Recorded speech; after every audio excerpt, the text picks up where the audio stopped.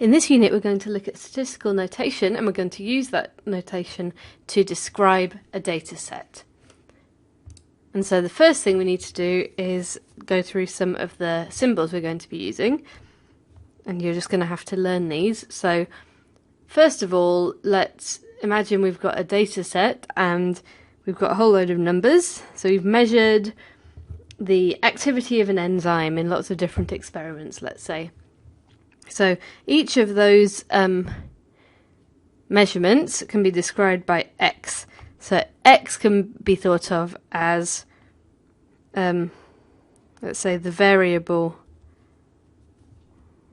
we're measuring. So that could be the diameter of a cell, or the amount of time it takes for a particular reaction to happen, or something like that. And so that's what we're measuring. And then we get a load of individual measurements, which we call x1, x2, etc., etc. So these are all individual measurements.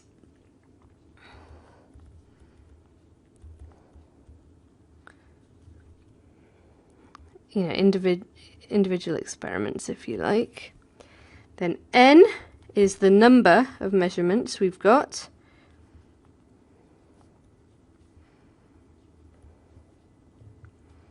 So in this case we've only got 2, so n equals 2.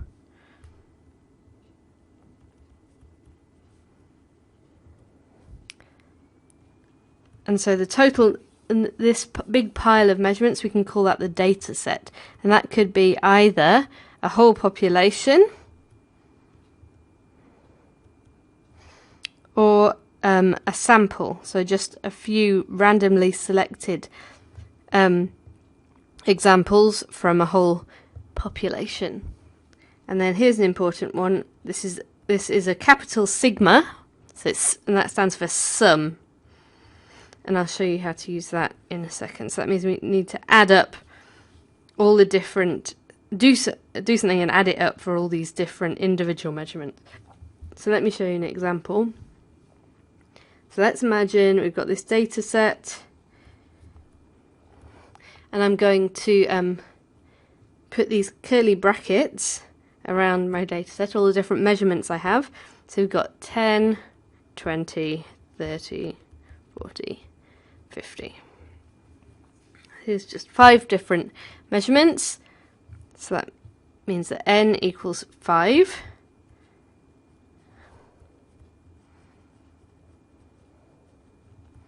And we can call these x1, x2, x3. So this is a subscript x4, x5. So this happens to correspond to 10, 20, 30. These numbers are the same, but that's just a coincidence. Okay, so how about if I'm asked to do the sum of x? So that would be written like that. Hold on, let's do that a bit bigger, that looks funny. The sum of x, so that means that is x1 plus x2 plus x3, etc., etc., all the way up to xn, so that's the nth sample, the last sample.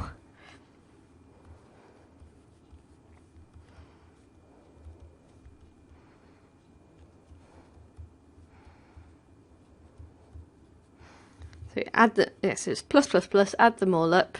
So in this case, so the sum of x would be 10 plus 20 plus 30 plus 40 plus 50, which is 150. So that's the very simplest use of the summation function. Okay, but let's do another one. How about if we had the sum of x squared?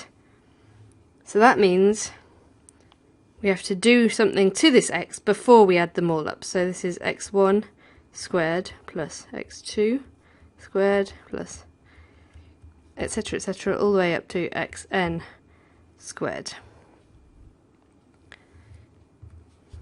So that would be, for this example, for this data set, 10 squared plus 20 squared plus 30 squared plus 40 squared plus 50 squared, which is 100 plus 400 plus 900 plus 1,600 plus 2,500.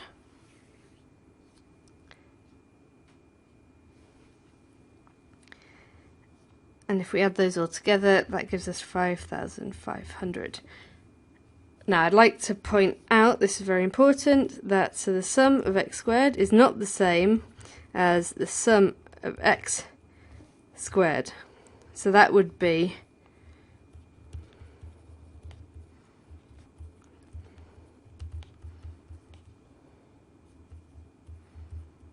that squared would give us 22,500, which is quite different.